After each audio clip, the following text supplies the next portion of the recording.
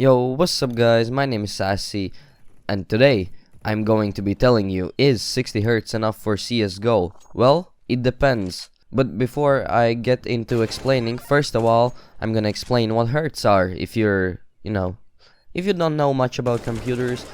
So, when I say hertz, I mean the hertz on your monitor, the refresh rate. How many times a second does it change the picture, if you know what I mean. And the most default refresh rate is 60 Hz. It's in every office monitor, it's in every average monitor that you can buy that is not too expensive, and it does the job well. You can do anything with it. You can do gaming, you can do office work. Monitor is a monitor, but especially for gamers like to have higher refresh rate, because the higher the number, the smoother it is to play. Like, imagine, for example, 60 Hz versus 240. Your picture refreshes 60 times a second or 240 times a second. That's a huge difference, and you can obviously see it with your eyes and you can feel it. The 60 one is going to be a bit more choppy, and for example, if you flick your mouse around on the monitor, you're gonna see it less than when you flick around your mouse on the monitor with 240 Hz. As many of you may know, I've been playing CSGO for a really long time. It's been like, I don't know, maybe 5 years. And at first I started to play for fun, and I had a 20-inch Asus 60 Hz, actually no, 75 Hz monitor. You know, it was good enough. I enjoyed the game, I became better, I was competitive, it was enough.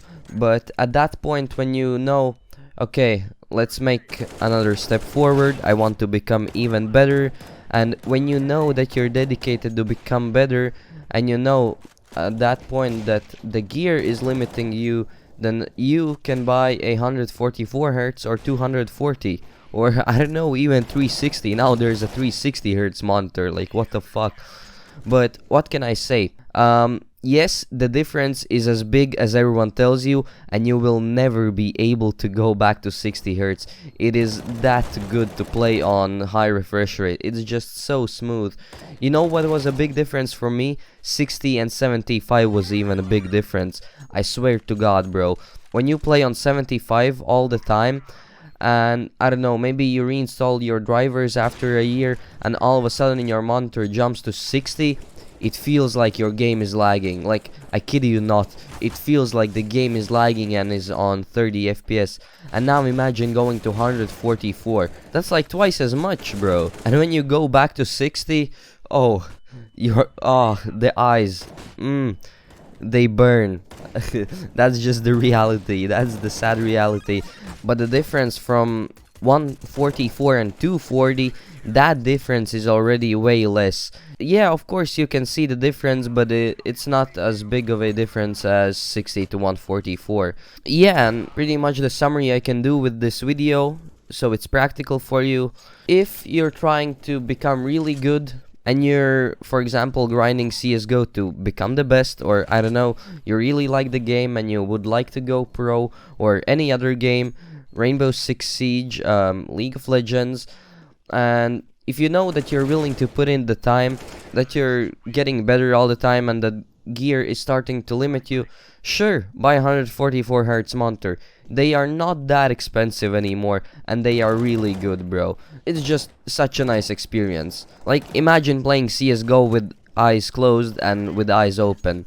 That's the big difference. But if you're already like a pro gamer, or I don't know, close to that, and competing in mini tournaments, yeah, sure, go even for the 240 Hz monitor. It is going to be worth your money if that's the thing you like. Oh, and of course anybody else can buy 144 Hz monitors as well. Like, the desktop experience also becomes much better. Oh, almost forgot to mention.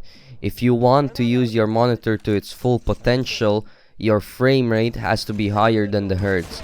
Because if you have a 144 Hz monitor and you're only hitting 100 FPS, you don't need that monitor. You have to first upgrade your computer, because how can your monitor update the picture 144 times a second if your game is only outputting 100? it just doesn't work, and sometimes it causes, I think, tearing, and it's just not as smooth anymore. And yeah, just make sure your FPS are stable and that they are above your monitor hertz. That's pretty much it from me, guys. Hope you enjoyed the video. Hope you can take something practical from today, and that's it. I'm out.